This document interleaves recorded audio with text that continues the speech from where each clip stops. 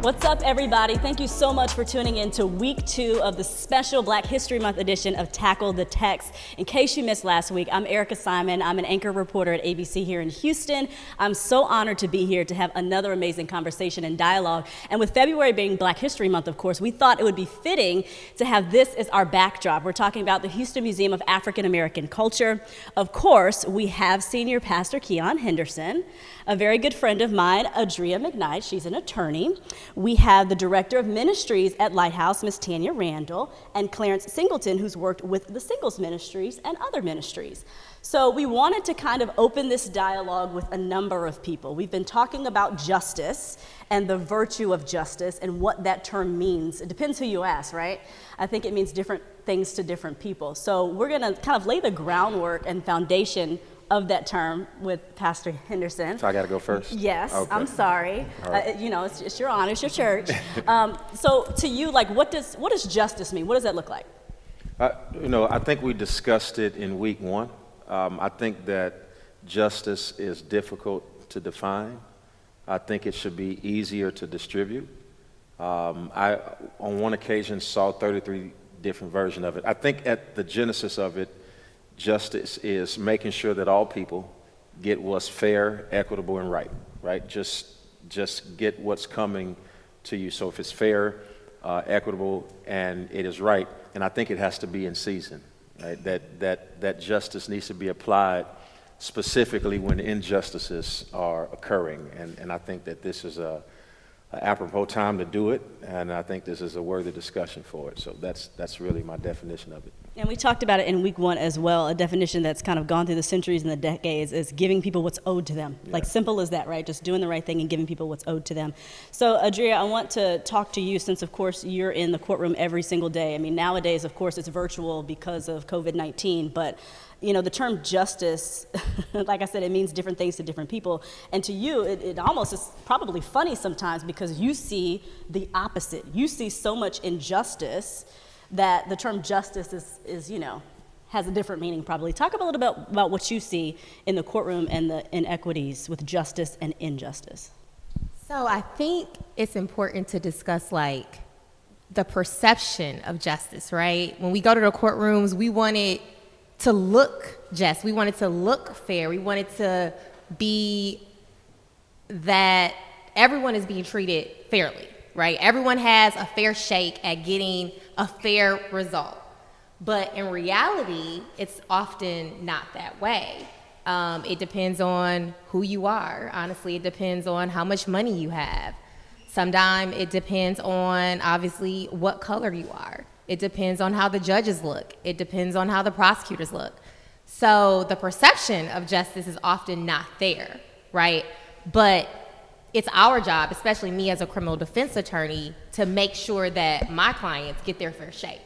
So my job is to hold everyone accountable and make sure that they're doing their job and to make sure that my clients are being treated fairly. So the perception of justice is very different, but it's important that people believe that they can get a fair shake. Always having that optimism, right? But how do you feel when you see that people don't get the fair shake? Because you see it, we've talked about it many times, and you're like, it depends on the scenario, it depends on the circumstances. You see the different sentences handed down. Right, I do see it every day. And I think when we are put in a position of privilege, it's our responsibility to call it out when we see it. And so I make it my business, honestly. I compare results from my white clients versus my black clients versus my young clients versus my older clients versus my educated clients versus my clients who, may not have had the opportunity to go to school. And I call them out. And so, of course, it makes me upset, but knowing that the courtroom is changing, right? When I first started practicing law, it looks much different than now. There's black judges, there's black prosecutors, there's black attorneys. I mean, the courtrooms are changing, and I think when people see that perception that, wow, this judge looks like me, maybe they'll understand my story. It gives them hope. So I always try to stay optimistic, because if I'm your lawyer, I can't go in saying, all the odds are against us. Good luck. Good luck. I have to go in with an attitude like, I'm going to get what is owed to us. I'm going to make sure that you get a zealous representation. I'm going to make sure that you feel comfortable, that you trust me, and that you know that ultimately I am there for you. And so I think with those attitudes, and as the courtroom change, and as we see elected officials who look like us, it really does give me hope, you know, that my clients will get a fair chance, and that, you know, the judges will make sure that they get a fair shake and a fair trial. I mean, that's all that we can really ask for. And sometimes it's not just about black judges or black prosecutors, you know, it's about having people who have experience, life experience, and empathy and compassion.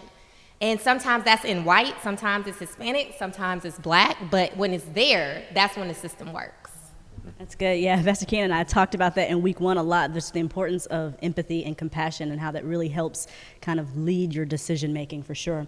Well, Ms. Tanya, you obviously work with a number of people, different types of people, all kinds of ministries at the church. You see people struggling and just doing the best they can to make it, and people who may not feel like they have, you know, justice and equality on their side, whether it's education, whether it's housing, whatever that looks like. Talk a little bit about your perspective and what you see in terms of justice or lack thereof. So yeah, I do get to come in contact with many people, not just from the people that are already connected to the church, but the community. And being a part of the church in that way, you get to see their view of different, because the church is the source of help. It's the resource to say, I need, this is happening. Whether it's, hey, my son went to jail, or my daughter, they got in trouble, from community service to, hey, they got to go to court. I need pastor to pray, but I also don't know what to do. But sometimes that first injustice, from my standpoint, can start with us. Like the injustice of our lack of knowledge. And that takes a different thing. Like, it just becomes like, hey, there's an injustice just on us knowing the basics or the simple. We know that this has been unfair. It's been unfair from day one. When you think about, we talk about we're in Black history, just this city, this state alone, the injustice of not knowing we were free, you know. This, and then you talk about the injustice of, okay, we're free. Then we start Freemantown. We say, hey, we got this. We come out of this. Remember, many people stayed with the sharecroppers. They stayed slaves, but some came out and became and started Freemantown and said, we got this. We're going to start our own thing. But then the injustice of Jim Crow. So that it's always been there. So where our injustice sometimes of the knowledge of people who come in needing that help is not realizing that it's there. You know, when pastor's been saying this statement for probably the last 2 or 3 weeks, a man is born to a woman, his days are short in trouble. God has laid out that trouble is gonna be in this world. Injustice, but it's the heart of man to help us kind of get through that. And for ministry, it's our compassion to say, okay, I'll walk along with you, but the injustice sometimes kind of starts with us in a place of not the fear of wanting to know the knowledge, the time it takes to get knowledge, just on what do I do when I go to court? You know, how do I even call a lawyer? And I've seen many times, you know, just with family members where I'm sitting in court and I'm waiting for them to come to be arraigned, and I've sat in court one time and watched people come and just show up. And I remember a judge just having compassion on a young girl saying, hey, she got caught working at Walmart and stole some money, but she didn't realize the value of the money is now a felony. It was like $25 over what could have been left, but she didn't realize the value, and her aunt was with her, and she was like, hey, I was just her ride. And the judge say, I will not let you go before me because you're going to ruin your life. Go get a lawyer. So sometimes that injustice, when I find that when we get to see whether it's people coming in for that help and knowledge, because they start sometimes with the church, is that it can start with us just kind of that lack of knowledge or knowing how to go get it so that you can fight a system that has been from the earth to be injustice. Biblically, as we've come to grow in our own place, it's an injustice. So it's there. Let's learn about how to go fair and fight a fight that's not meant to be fair. And that's so true. There's so many, especially young people who, you know, they get into the street life or they get ready to be in the penal system for years and years, and they have no idea, you know, the felony consequences. I mean, people literally have no idea, right? You see that. They don't even know the next steps of what to do. thankfully, y'all help them with stuff like that. Y'all are there to stand in the gap with them. Right, and provide resources just to say, hey, here we start. You know, we know that prayer is the base to say, hey, we know God got you, but there's also the legal system that you got to get on the other side of it. It's not just you surrender it to God, but you have to have some knowledge of this world that is meant to get us through the injustice that is out there. Amen. You can have both. Clarence, talk a little bit about your perspective and what you see. Obviously, you know, working with singles, you know, that's a different perspective, right? When you just kind of walking in your own lane, you know, you hear people and see people who are, you know, they're thinking about themselves and just the decision making for their lives. But talk about, you know, justice and how you see it. I think the biggest thing with dealing with singles and talking about the whole perspective of relationships is that a lot of times we collide because we feel that there's no justice in relationships. So a lot of times people will feel entitled to certain things. Some people, they become more selfish over their experiences, and some people, just like Ms. Tanya mentioned, just don't have the knowledge. And so I try to elaborately try to educate, in a sense, our people on justice, even in relationships, what's fair to somebody, even what's fair to yourself as an individual. Before I try to hold somebody else accountable, let me hold myself accountable. And let's take ownership of maybe the trauma that we suffered growing up and be educated on that. And let's try to get rid of that toxic behavior and so we won't actually infect the next person. And I don't think that it's justice to the next person to actually take my past experiences, the negative ones, and actually, you know, bring that to a new relationship. That's a perspective I never thought of. You can be unjust to somebody, whether it's your next relationship or a friend or whoever, if you don't deal with all that mess and all them cobwebs, right? Absolutely. Pastor, why is it so important for all of us to actively pursue justice? Not just say like, oh, I've heard the term, I've watched legal movies. Why should we all be actively pursuing justice? I think it's a combination of what Tanya and everybody's been saying. You know, she talked about knowledge. Well, there's scripture to back that up. The Bible says, my people perish for a lack of knowledge, right? So there's a knowledge gap, and we close that. Then there's the economic gap, and we've got to close that because there'll never be calm when you have disparaging differentiations between people groups, sex, neighborhoods. Somebody's always going to be fighting to get up, and the people who are up are going to fight to keep from being brought down. Dr. Antipas Harris said in his book, Is Christianity the White Man's Religion? He said, to be African American in America is to be African with no memory and American with no privilege. That's the genesis of the discussion. And so then we have these arguments of convenience. Justice is only a problem for the privileged. Justice is only a problem for people who have to lose some of their equity to share it with those who don't have any. And it's the argument between the Bernie Sanders and the ones that are all the way left and the centrist. It's the argument between an Elizabeth Warren and, say, a Ted Cruz. It's the reason why.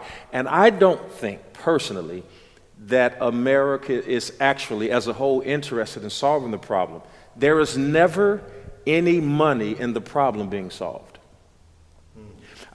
They treat cancer. I sincerely believe that there are some cancers that could be cured, but there's no money in the cure, only in the treatment. So as long as there's a problem, then everybody can become CEOs of nonprofits and be philanthropic because there is money in disorder. And since we are in a capitalistic system, there are issues like justice that will never be solved, because if justice is achieved and crime is gone, and then guess what? Now you don't have any money for opioids and drugs, and then you've got the penal system, and now prisons are privatized. Don't tell me it's not about profit. So what we are dealing with is an eccentric appetite for profit, not so much justice. If we will all seek justice, it would make the world a better place, but not for the privileged. And we always have, and we always will, have the haves fighting to keep what they have, the have-nots fighting to get into the have, and then the haves will say, well, the have-nots don't know what to do with it. You know why? Because they haven't been educated by the haves. Yeah. The haves won't let the have-nots in the room. In order to get to be a part of the original public option of a company, to buy the stock that you need to become wealthy, because this stuff that we see on TV right now with Robin Hood and Fidelity and all this kind of stuff, and nobody's going to get rich doing that, because when you buy a stock that's already risen, that means you have to have a lot of money to buy that stock. You can't get rich buying Apple stock. If it's $900 a share, you got to have millions to get rich. So the laws are set up in such that at an original public option that you have to have at least $400,000 cash and at least $1 million net worth to be able to buy into that public option. How many of y'all, I'm talking to black people, know somebody right now in your family that has $400,000 liquid cash plus $1 million in net worth? So you don't have it. So the game is rigged, so you can't get in. And guess what? If you are smart enough to go to Harvard, you can't go because you can't afford to go. So you're smart enough to go, but you can't go. But your counterpart, who doesn't have the intelligence but has the money, can have a mother to go write a check, and then not only can they be let into school, they can be on the basketball team according to certain lawsuits. So we've got an equity problem. We've got an injustice problem, and it is my perspective that by and large, our nation is not ready to solve this issue because there is no compensation in the problem being solved, only in the problem being had and the attempt at solving it. And as long as there is an attempt, as long as we do a commercial during a Super Bowl, you won't take your money from us. So we've got a serious issue, and I know a lot of people won't agree with it, but from the perspective that I have, we should all be seeking it, but it is not in the interest of the people who have the equity to solve the problem that we have. You are talking about it, like for sure, for sure. I mean, I think history teaches us that, right? I mean, look at Nazi Germany, the fear that was put into people. These people, these Jews, they're taking this, they're rivaling your businesses, they're the problem, You know, these immigrants are going to take your jobs. It was what happened at Charlottesville. Jews will not replace us. That's what they were chanting. And you've got this. Now, you got Colin Kaepernick, who was ostracized for kneeling to a flag. Those same people stormed the Capitol and burned it. Yep. And then pretend as if like, oh, we're going to get in trouble? Yeah. I didn't know. What's wrong with that? And they lived. I didn't know we were doing anything wrong. They stormed the And they Capitol, lived. and they lived. Survived and That thrived. is the most remarkable part about it, to be quite frank, is that they stormed the Capitol and they lived. And it was on video, and there were people watching, and there were no arrests. There were few arrests. But I wanted to just kind of touch bases on what you said in regard to the people who have the equity to solve many of the problems with injustice are not interested in solving them. And I think that's where we come in with changing what justice looks like and what justice means. I think we saw a lot of that this summer with the protest. When you saw these young people getting involved and you saw these, I call them woke white people getting involved. I mean, when you saw them being aware and feeling like, wow, even though this doesn't affect me, I empathize with what's going on and I want to see a change, that's when justice begins to change. Yeah, you capture the spirit in that statement. I think you captured the part of America that can be salvaged. Because when George Floyd was on the ground, and I remember watching this. You remember they painted Black Lives Matter on some of the streets. I don't remember what city it was, but it was a white lady who came and they said, why are you out here marching? She says, because he called for his mama. She says, I'm a mama. I don't care if I'm white or if I'm black. He called for his mother. If there is ever going to be a problem to be solved inside of an oppressed people group, it not only has to be us having the conversation, that problem also gets solved by people outside of that group, coming inside of that group to helping that group survive. And I think that where the onus is on us as African Americans is that when people come and rescue us or come alongside to help rescue us, we cannot forget that other people groups suffer too. And in order for us to receive the help that's necessary, we also have to find out who we can help too. That's good. That's good. Clarence, what do you think? I agree with what he said. I know a lot of times, say like in a barbershop, because I'm a barber, we have different discussions about racism, you know, the whole George Floyd situation and everything. And from my perspective, it's heartening to see how angry, you know, we can get, you know. And it's a shame that we have to be driven to this point because of the injustice. And at the same time, I think that a lot of people will go out and complain and fight about it, but then sometimes when we have the opportunity to change it, I don't think that we always capitalize on it when we can. That's good. As far as trying to educate our people, trying to put them in better financial situations, trying to educate them on the court system. A lot of times we just ignore our youth, but at the same time say that they are the future. And so a lot of times I try to preach to my customers, hey, we understand that there's a system, but the system only works if we participate. That's good. So, Yeah. Eric, and I don't want to cut you off, but what you said is so true. And I know Eric and I talk about this all the time, but one of my pet peeves with our people is that they don't want to participate in jury duty. I mean, I have to beg Black people specifically to not eliminate themselves. I'm like, just try. Like, are you even going to try to be on this panel? We need you. We need your perspective. And so when you get in these situations where you have an opportunity to be a voice, to literally be justice, you have an opportunity, you complain. You say you don't want to be there. And I understand you don't want to miss work. It's an inconvenience for everyone. The best one that I hear often is, nope, I can't do it. Only God can judge them. Nope, I can't. I haven't heard that one before. That's You know, and Right. Black folks quick to say that. I ain't gonna get involved in that man life. That's between them and God. Yeah, that's between them One and of the God. things- But then you're mad when a jury acquits George Zimmerman.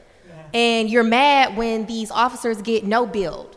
When the officers who killed Breonna Taylor get indictment returned for killing the neighbor. I mean, you're mad, but you're not doing your part. Right. And so when we have these opportunities, voting, jury duty, take advantage of them. right, so it's almost safe to say that one of the best weapons against injustice is utilizing the justice that we do have for our people. One of the things that, as you said that, you know, even talking about from ministry and coming on board with Pastor, before I came to the church, you know, I worked in corporate America. One of the things that that's been instilled in me through my exposure, but it's something that's natural to me, is loving the challenge. People being okay with the challenge of going up against something, the challenge of speaking something. That's something that from the leaders at our church is be okay with that it's a problem. Be okay with that. Our thing this year is a year of balance. And it's talking about, one of the things I took on is the balance of emotions. Because we can get angry about the injustice, but then we'll shy away from it because it's too much. What are you going to lose? I'm going to lose my time. I'm going to lose my position, my status, because you have to do some things, right? But that challenge of being okay with a problem. When corporate America, we know that it can be very one-sided. It can be very good old boys, all those things, but finding a way to like that challenge and be okay, like, hey, I know this is there. I was told this was there. But can I balance enough a part of me to be okay to say, can I do something different? That's how lawyers come about, because there's something in that say, no, I want to fight for someone. I want that justice to be there for someone. But we're not okay with any problems. We don't want no problems. It's like, hey, it's a problem. I'm going to cry about it. I'm going to get mad. I'm going to go off. But why not like it? Why not like the challenge of knowing I got something in front of me? Let's deal with it. I think you're right, because you bring up the great point. John Lewis had to miss a lot of hours at work when he was marching. And Martin Luther King had to be missing some Sundays, right? Because in order to help our people, we have to be concerned about the next generation and not the next paycheck, right? Or the next day. I think that you guys represent the best of the world. You got an attorney and you got a business owner and you're on television and you're in corporate America and now you're running a ministry and you've got really all of the conduits up here, church. These are the ways in which we can change the world. Legal system, private business, television, ministry. I mean, we represent the pillars that can help our community, but we don't have enough of these conversations. And when we do have those conversations, they are in private places, in homes or in barbershops, not televised, not in rotation on social media. And God forbid we were to ask any network to cover this conversation. It's not enough drama. Nobody's bleeding. Right. Nobody's about to die. So how do we get our message out? I just think you just keep talking. You just keep talking. You keep knocking on the door, and eventually a drop on a rock will turn it into sand. It doesn't take a whole lot of power. It does take a lot of consistency. So my encouragement is to each and every one of you and those who are watching, whatever you're doing, and somebody's going to be tempted to say, oh, I'm doing my part. If you are, we're not talking to you, right? If you did do jury duty, we're not talking to you. But those of you all who are not involved in the process, find a crack. Find a crack to crawl in and help become a part of this problem, because this thing is huge. When you skip jury duty, you just let somebody's son down. When you didn't vote, you don't get to talk about how many potholes in the street. Right. You don't. Those who don't participate shouldn't be able to complain. That's how I look at it. Ooh, talking about pet peeves, I come across so many young people who they know the latest dance, they know every single lyric to Cardi B songs. They don't know who their city council person is. Don't even really probably know who the mayor is. Just not involved and not engaged. Pastor Keion, I got to brag on you for a minute. Kudos to you. One of the many things I love about you is that you are solid as far as, from a spiritual perspective, but you're just so transparent. And so you being, young and cool and relatable, I think that is you doing your part. That is you, in a sense, teaching justice and what to do. People are seeing you and like, man, he's so cool. He's relatable. I don't feel judged by him. I don't feel, I feel like I can go to his church and feel fine. And you're not afraid to be honest with some of these folks. Like, look, y'all need to be doing this. Or this is what, here's how you can step up. I think that goes a long way. Yeah, and that's how I was raised. My mother taught me something. She said, if you're ever going to be useful in the world, it's a simple lesson. She said, expect nothing and appreciate everything. I'll never will forget that lesson. Expect nothing, appreciate everything. She said, you're no better than anybody else, but you're no worse than anybody else. So growing up in Gary, Indiana, she didn't have a whole lot. We didn't have a whole lot.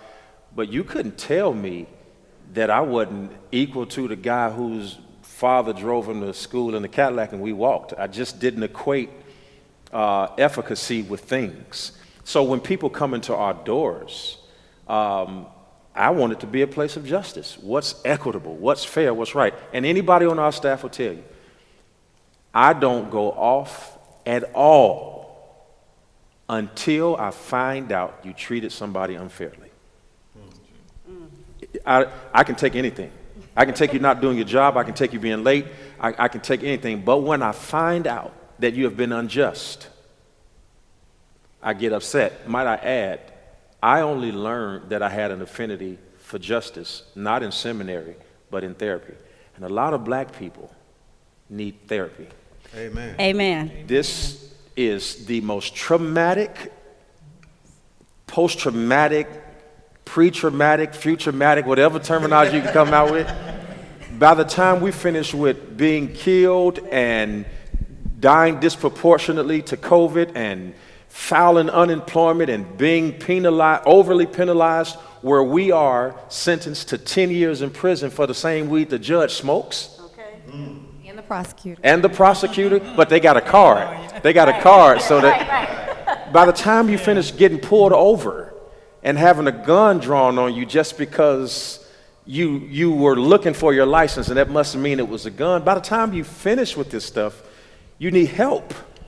And then you have to watch it on TV every day. PTSD. I tell this story all the time. Our station asked us after the George Floyd video, what our thoughts were on it. They asked each of the anchors, and I broke down in my video. I was like, honestly, it sparked PTSD.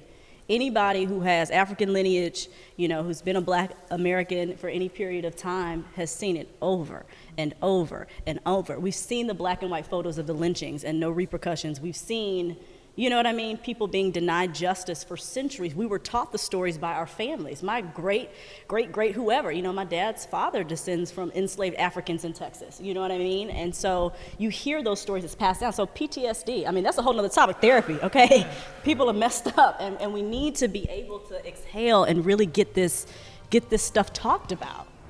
Hey everybody, it's giving time. Give, and it shall be given unto you. Good measure, pressed down, shaken together, and running over, shall men give unto your bosom. One of my favorite scriptures in the Bible, because it specifically lets me know that if I do A, God will absolutely do B. I believe that this is the season for you to absolutely not to have to worry about money problems. This is the season for you to live in the absolute truth that God will supply all of your needs according to his riches in glory.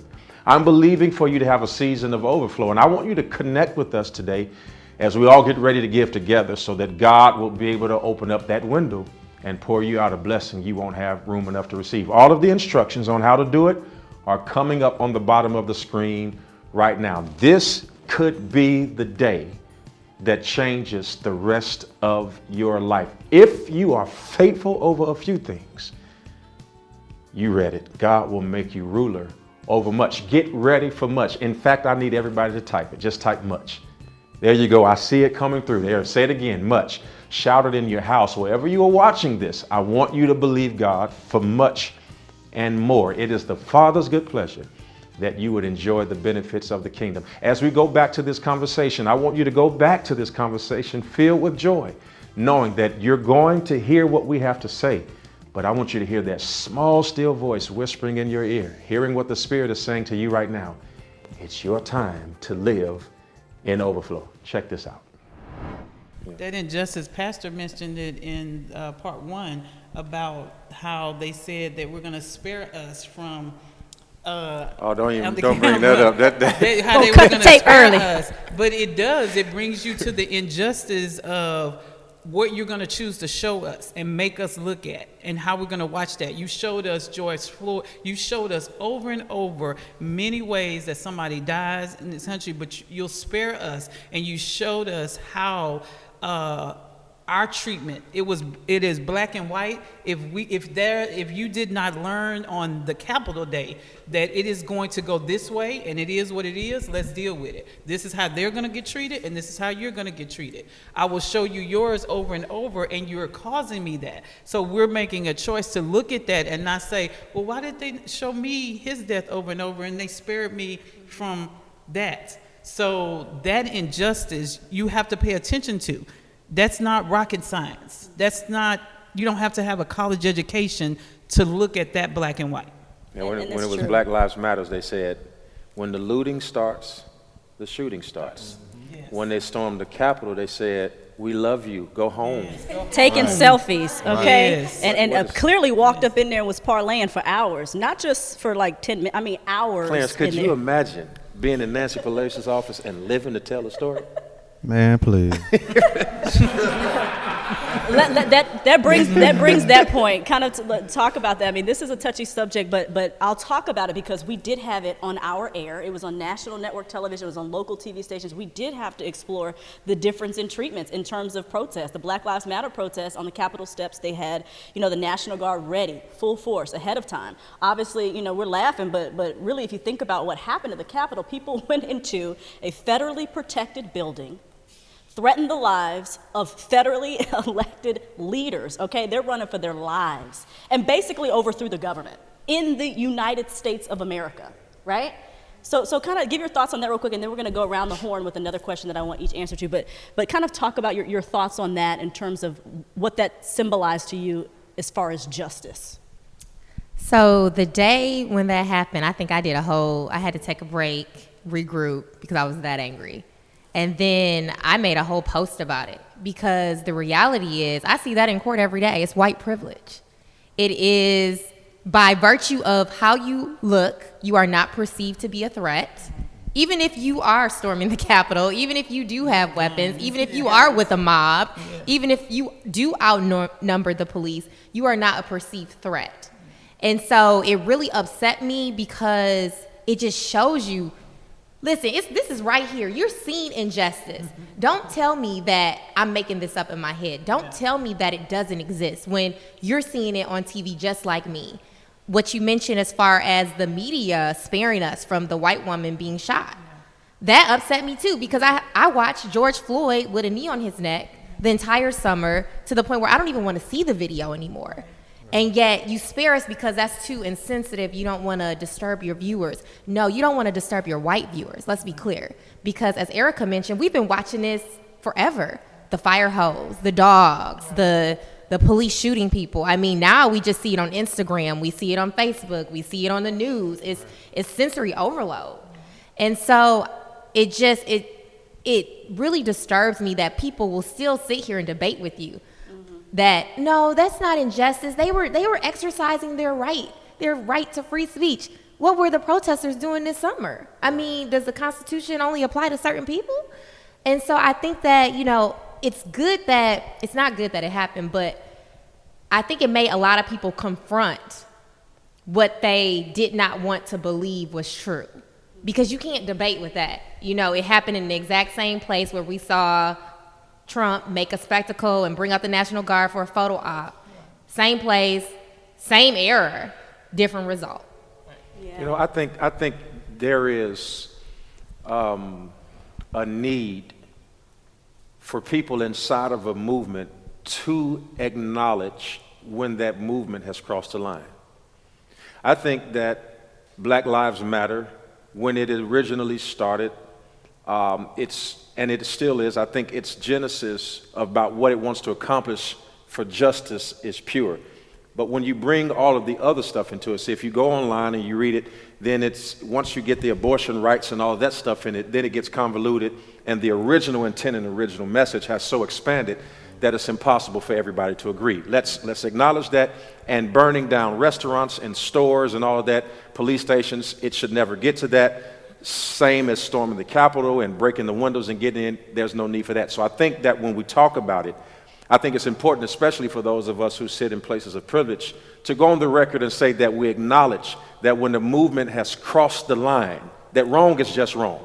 I think it was Jim Clyburn, who's the majority whip for the Democrats, said that the original movement of the days of Andy Young and Dr. King, it was overcome with this slogan, burn, baby, burn. And so they started burning stuff up, and it distracted from the movement. And understand the other side knows, which is why they involved themselves in the behavior that is unacceptable, because a lot of the stuff that was getting burned down wasn't black people. It was people posing as African Americans and posing to be Black Lives Matter. But since they know the game, they get involved in the other side of the behavior that causes us all trouble. Same thing happens with those who storm the Capitol. But once you settle it all down and the rhetoric stops, what you have left is a process that either people don't get involved in, are ignorant about, and those who know the process use it to their advantage. And then those of us who would have interest in being a part of the process, we can't find a door to get in. You don't have a sponsor. You don't have anybody to tell you what to do. So I think, here's the other part. Adria, you get to go into that court system. I think you're on television. Myself, if I get an opportunity, I think we have to be like the spies in the days of Israel. We have to go over into the other world, but we got to bring back a report. And we got to come back and tell the people, don't worry about the size of the grapes. Don't worry about the size of the grasshoppers. Don't worry about the size of this, that, and this. Here is what we can do, which is why I believe that in this election cycle, that person was Stacey Abrams. She went over into a world and brought back a report, and over 10 years built an apparatus that flipped a state where more Negroes were hung than just about any other state in the Union. Tell me, what we're fighting for now is a loss of power. And I say this, and I want to be on the record, and I want you to chime in. What I think we see in all of this anger, I think we see the same thing in the days of the Roman Empire, the days of the Byzantine Empire, the days of the Babylonian, Roman, Byzantine, Spanish, German. What we see is people recognizing that the end of an era has come. And whenever power has been lost, people lose their mind. And some white people have found out that other white people ain't with them no more. That we not going for that anymore. We're going to seek justice. People's conscience are pricked. And the scripture said in 1 Chronicles 7:14, if my people who are called by my name will humble themselves and pray, turn from their wicked ways, seek my face, then will I hear from heaven. So I think that we are, even though we are a long way to go, I don't want us to lose fact that we've come a long way and that we are on the right track. And yes, they're going to, but we don't want trouble, like you said. But it's, as John Lewis said, it's good trouble. It's good trouble. Good trouble. I did an Instagram live recently with Nelson Mandela's grandson, somebody who I interviewed years ago, and who obviously has a very knowledgeable and global perspective. But as far as the Capitol stuff and everything we've seen the past couple of years, he said, no, this needed to happen. America needed to have a revival and a reckoning of what everybody else saw. We know what y'all look like. Y'all don't know within yourselves that you're so divided and hate-filled and denying each other justice and so on and so forth. So this is a fresh start. This is a new beginning that hopefully y'all take advantage of. And like you said, like, I don't condone violence or correct. tearing up people's stuff, but I'll be honest, Pastor, I did not flinch when I saw Target being burnt down in Minnesota because I understood why it was being burnt down. Yeah. And I think it was frustrating because I'm like, you're more mad about what's in that Target than you are about black bodies being killed for no reason every week is what it was seeming like at that time. So, and I saw it in Houston when I was out at the protest, like, these kids are frustrated. They have been silenced their entire lives. They have not ever had a platform to speak on. They've never been on a stage like this. You know, they don't know who to talk to. They don't know who city council is. They don't even know you can speak at city council just by signing up. And so when you are silenced and you don't have a voice, this is what the result is. You know, you're tearing up a bus. Come here, why are you tearing up this bus? I had to ask them, why are you standing on this bus? Get off this bus. Like, this is a crime, you know? And because we're mad, I'm like, okay, but what does this solve? Well, they're paying attention to us. And that's really what it was all about. Yeah, they went about it the wrong way. But when you don't come from a place of privilege where someone can make you feel like your voice matters, that is the result. Yeah, I think Martin Luther King said that rioting is the language of the frustrated or the disenfranchised, and I absolutely agree with you. I understood why, but I also think in the discourse needs to be that even though I understand why, I won't accept it, and I'll say to that young man, hey, okay, strike one, but listen, there is a different way, and the pen is mightier than the sword. When civil rights was given to African Americans, they were burning stuff in those days. But it was Martin Luther King in the office with Lyndon Johnson, the pen, that ended a Jim Crow era. And so I guess it's both and, right? It gets to a place, but the pen, I know a lot of people disagree. From every spectrum, I think the pen is always mightier than the sword. And even though it does get them to pay attention, but here's the problem. That Target was in your neighborhood. That gas station was in your neighborhood. So after you get their attention, now you're going to have to go to their neighborhood to shop. And that's where the money is. Now the person who got the attention got the money, and the person who got the money got the intentions. So while I understood why, and I was never, ever for it, but I did understand it. And I wanted to make it clear that I did understand it, but I just could never be for it because I think that it just has to be another way. So, you know, you got one grocery store, you burn it down, then what you gonna do? Now y'all got to go get on the bus to go somewhere else for some folks. I mean, Right. really. Where your right? dollar is going to turn around in their neighborhood. Right. Now you're not they've recycling still those got the dollars in power. your neighborhood. And I think a big thing too is that a lot of, especially the youngsters, they don't know the difference between, in some cases, being courageous and being a coward. Right. Because sometimes we have the conversation like if they're going to get pulled over, I've literally had to school some cats like this is how you handle yourself when you're pulled over. Right. So you won't have to reach for it when you see the lights, when they pulling you over, already have your license and stuff out. And it's basically just trying to provide a strategy to avoid, the conflict or the confrontation, because we are already emotionally disturbed, and rightfully so. You know what I'm saying? And I know that's why so many people ran out to destroy stuff. But then my thing is, where's that energy when it's time to sit down and have a conversation where we can actually have some order and show them our intelligence, our anger behind our intelligence, instead of showing them how angry we can be, how we can destroy stuff. No, we can sit down and have an intellectual conversation on how to build this thing, and I can show you where you're wrong. Because one of the biggest offenses to us is the pride that they take in doing us wrong.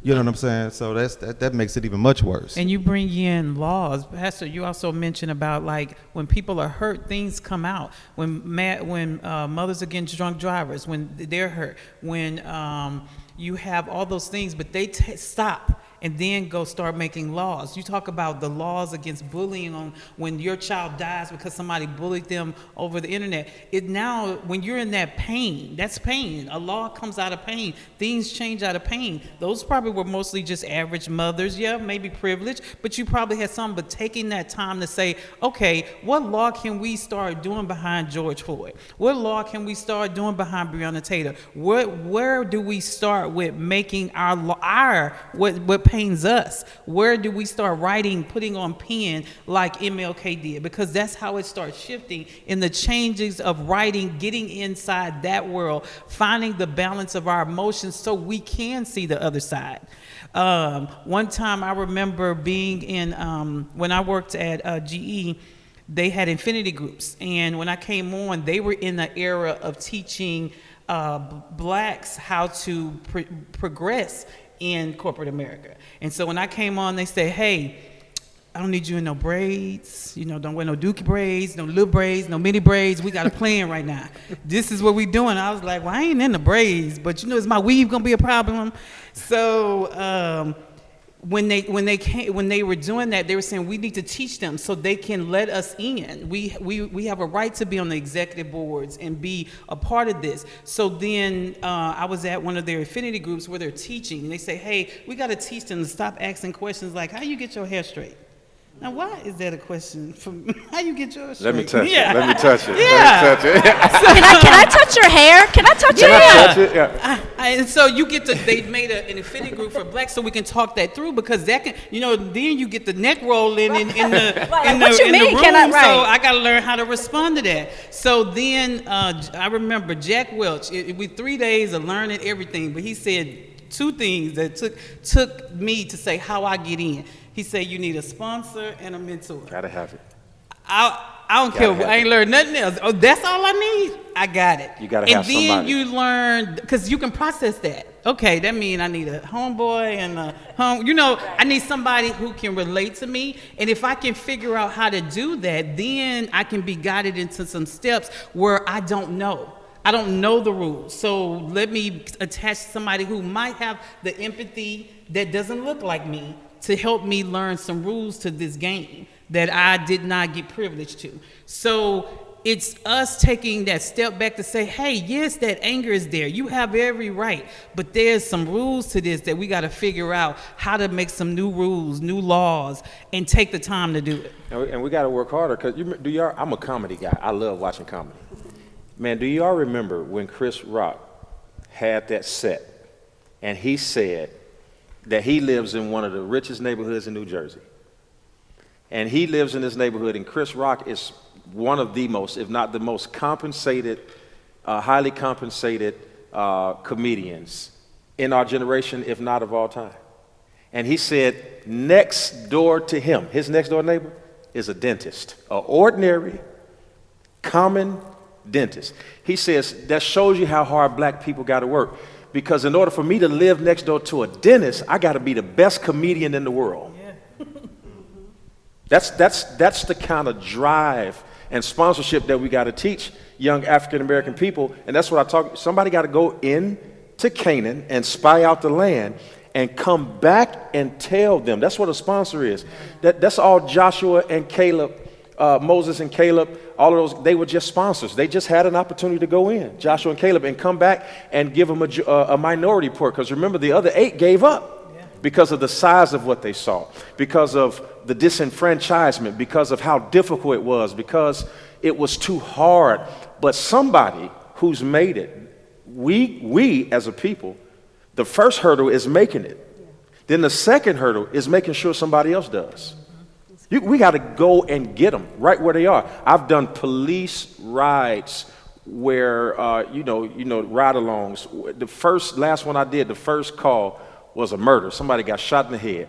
And I walk there and I see this man's on the ground, shot in the head. And I was with Captain Freeman at the time, and we driving along, and now they got to go into the apartment and search and try to find the gun. Now I'm in regular clothes. I got on a plastic lanyard that said volunteer. They thought I was the FBI. They was like, oh, so you the man. This brother done made it. This brother done made it. You the man. I'm here. I ain't got no gun. I ain't got no baton. I'm already got a smell problem. So when I walked in the house, I almost threw up because I couldn't take it. The house was filthy. Food on the ground, bugs everywhere. I couldn't imagine anybody sleeping in that house. And I looked around that entire complex and there wasn't nobody but us. Yeah. They didn't even know to look at volunteer because all they saw was that plastic lanyard must mean I'm top flight security of the world, Craig. No knowledge. And that's key, Pastor. My dad always gives me this analogy. My dad is full of analogies. Man, he's one to just sit down and talk with. But he talks about how important it is for us to pull people up and give the knowledge. He says, Leroy can get an interview, on the top floor in the penthouse. But if Leroy don't know how to navigate through that interview, what's that gonna do? So you gotta apply both, and I just hope and pray that this generation doesn't lose the ends to the means. I've had the privilege of interviewing Andy Young, one of the civil rights greats, as I was telling Pastor Keion, on a water cooler, just, in the middle of a hot summer day in Florida where he once marched in that city. But what they did in that particular city in St. Augustine, Florida, was they met at different people's homes and had a strategic plan. And they knew that if they did this last thing, that might be just what was needed. And it was. It was a famous photo on the cover of Time magazine that shows an old motor lodge or something in St. Augustine, Florida. Some black kids tried to swim in the pool, and the owner of the lodge came and poured acid in it. It was on the cover of Time magazine. What they did that summer in St. Augustine, Florida, hot, sticky, helped push Time magazine, helped push the coverage, and LBJ signed the Civil Rights Act of 1964. So I just hope that what we're doing makes sense, right? Yes, folks are angry. Yes, people are mad about injustice, but what is really the strategy and the end result to get laws changed, to get hearts and minds changed, to create, for me, I try to always do things with compassion and empathy. When I tell a story about, such and such in the hood just got killed, I try to go and talk to everybody. Where's mom? Where's best friend? Where's the teacher? What did he like to do? I try to humanize as much as possible, but I think it's gonna take all of us in our different positions and our different platforms to try to, Here's the picture that now I think when you talk about all the pictures you've seen, because you talk to young people and it's like, I want to do all that, and look, this is the first time now you see this generation now looking like the other in marches. In the first time, for me, just saying, you didn't have that bridge. This is the bridge, I think, where now you can look like what you saw and didn't understand or respect because you said they bowed down in a way you don't think you could have bowed down. So now you have a bridge right now where now I have pictures of my son and daughters walking and fighting for something now that looks like 1960s. Here's the bridge now. Now you look like me. Now you can understand what we were fighting for, how you even got here today. Even though the fight is not over, we're still in the same place. But now we look alike.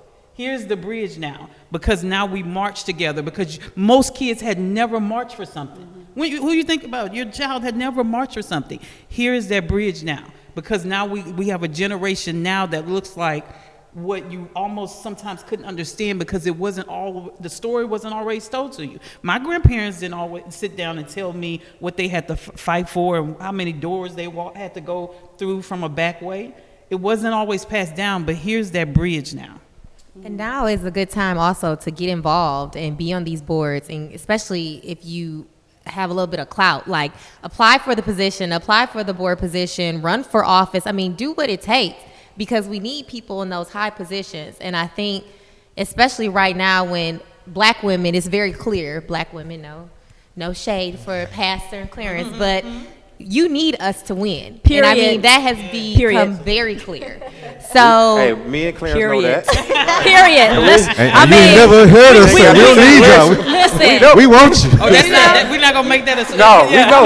I mean, we love y'all, but it's, right, black so girl magic. Black women, like, it's very clear, like, we are a commodity. We are an asset right now to the world. And I think when we pitch ourselves on those board positions, hey, you need us. You want to talk about diversity? You're not a commodity now. You always have been. Facts. But now people see it. People know it. Facts. Let's be clear. Now people. Let me put my lawyer voice back on. That other side coming out of that lawyer. You seen that? Me and Adrian did the same thing at the same time. Can I tell you all something that a courtroom that's sitting up here right now? You're talking about Andy Young, and you're talking about the people you come in contact with. What I don't know if any of you understand, that black history is being made now. That in order for women to be able to vote, a young black female lawyer had to go all the way to the Supreme Court.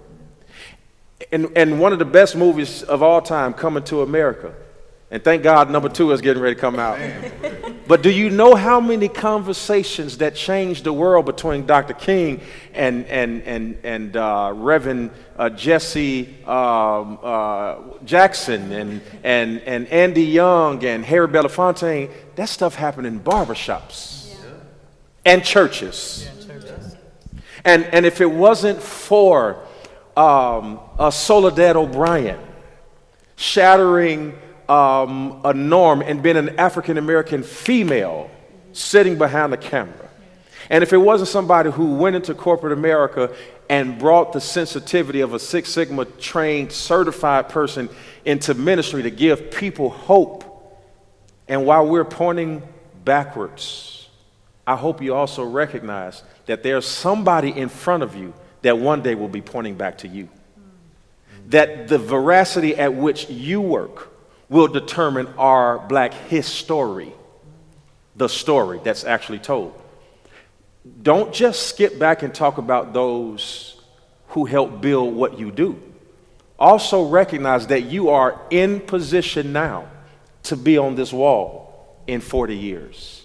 That they could be talking about you. You are the ones we're waiting for. And if it were not people like you then, there would not be any people like you now. You are exactly what the world is looking for. And please don't forget it. That's good. I'm always, and anybody who's had a conversation with me, I'm quick to probably deflect off me. I sometimes don't see what people see, but, Andy Young in that same conversation tried to say, you have to do your part.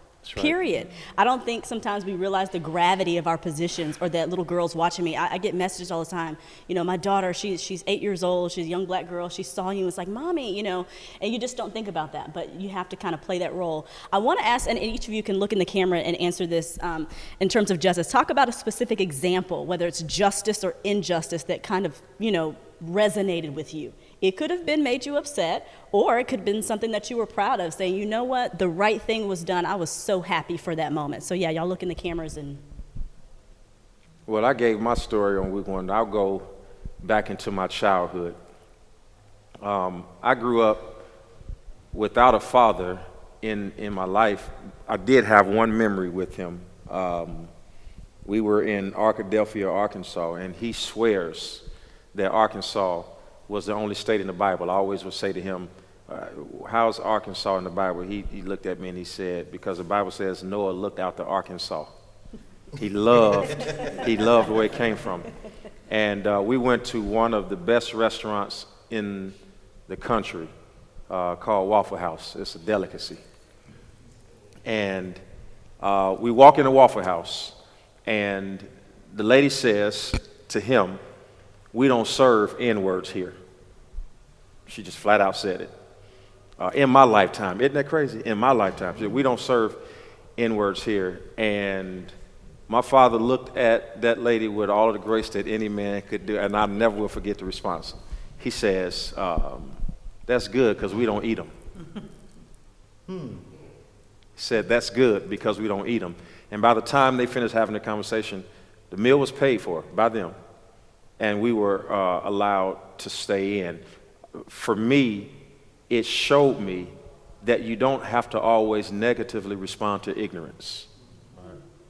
That black people, while we're angry, we still better have some kind of class. You got to have class.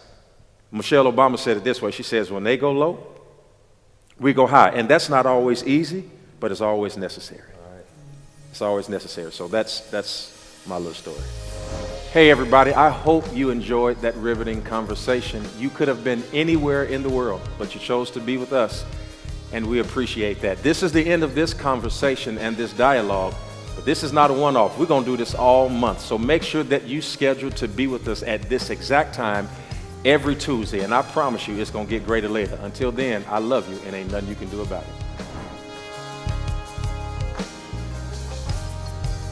Listen, we have created a way for all of you all to connect with us online, whether you live in the city of Houston, out of the city of Houston, whether you're in another country. We've created a platform called LightHouse 2.0.